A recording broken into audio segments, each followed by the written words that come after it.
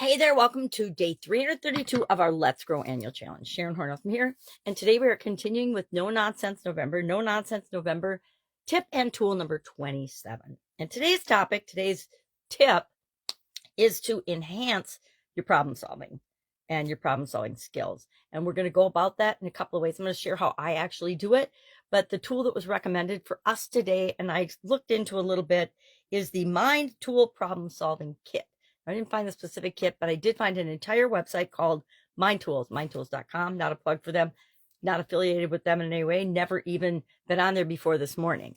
But they have supposedly 3,000 different tools in there that you can have access to, exclusive tools.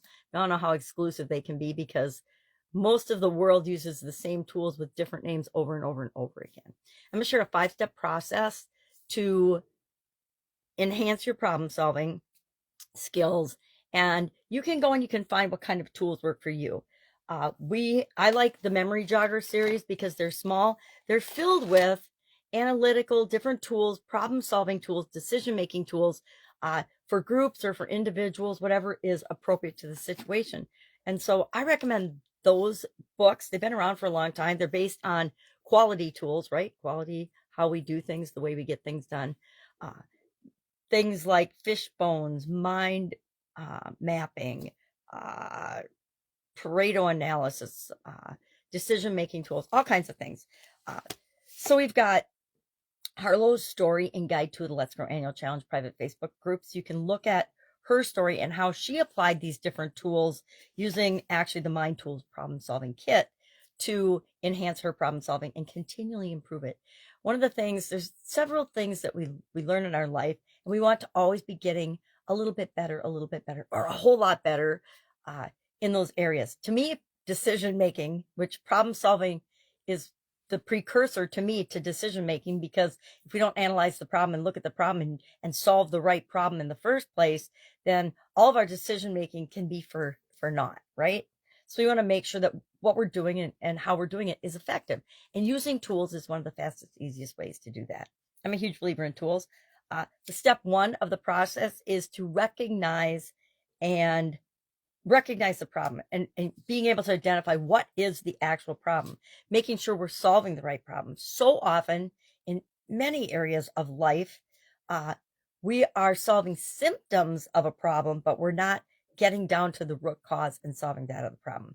We see this on a national, an international, a personal, a business, an organization level, solving the wrong problems all the time, putting band-aids on things that really need to be totally reworked and reevaluated.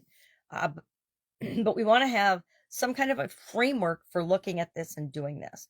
Actually, that's step two, is we want to have some kind of a creative framework for working forward in our problem solving decision making efforts. I'm going to add decision making because once we identify the problem, we're really going into decision making. We're not still focusing on the problem. We're looking for solutions. And as soon as we flip that switch from problem to solution, it's a much more positive, proactive approach than focusing on the problem. We all get to bitch, whine, and complain sometimes about the problems that we have or situations that happen that we have no control over.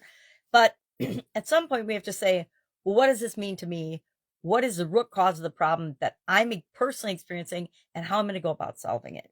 Step two is to develop a creative framework to use in your problem solving efforts, right? There's all kinds of them. There's SCAMPER, which stands for, substitute, combine, adapt, modify, put to another use, eliminate, and review. Obviously, I don't use SCAMPER very often, but it is a way to deal with situations and problems.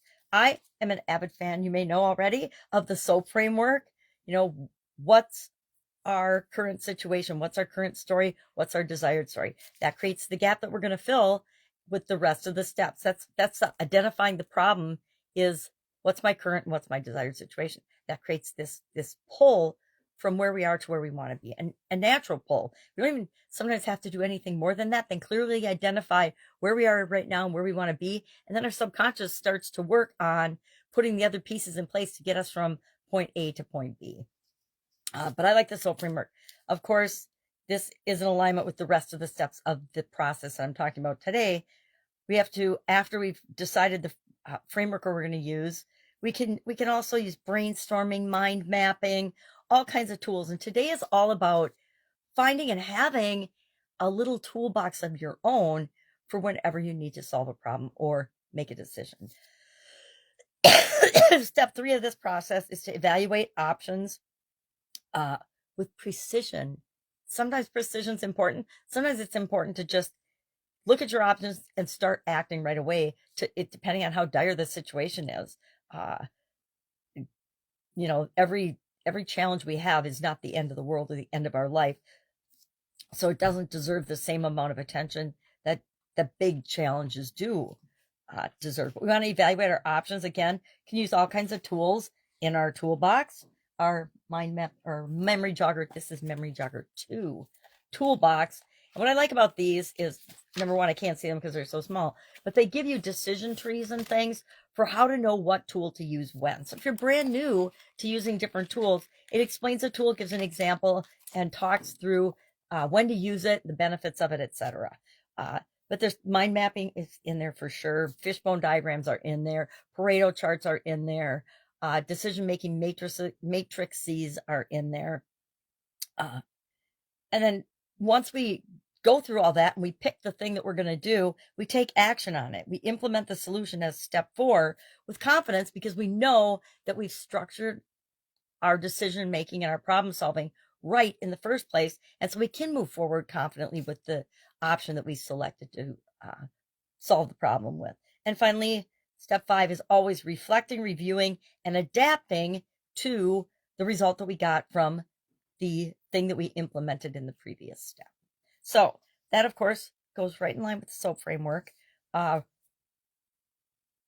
You know, and that's why I like the SOAP framework. It applies to any problem, any obstacle, any challenge, anything that pops up in our life that we might need to deal with or that we have been procrastinating about because we don't want to deal with it, but we really know that we need to and we want to because our life will be better if we do. So check out Harlow's story.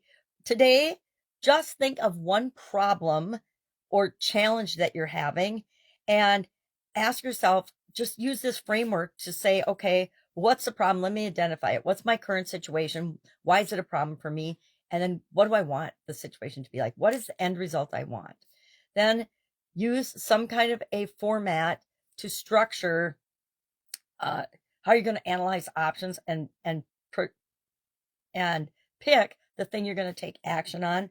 Then take that action, implement it, and see what kind of result you get. And then adapt and review and adapt accordingly. We want to make sure that we're learning on a continuous basis. You know, problem solving, decision making, it's a constant thing. I think we make, I don't know how many decisions we make a day, but I'm sure we make tens of thousands of little decisions every single day. A lot of them at a subconscious level because we've taken things and made them automatic in our lives. All right, if I can help you in any way, ask. Otherwise, have an absolutely fantastic day, and I'll, of course, be with you tomorrow.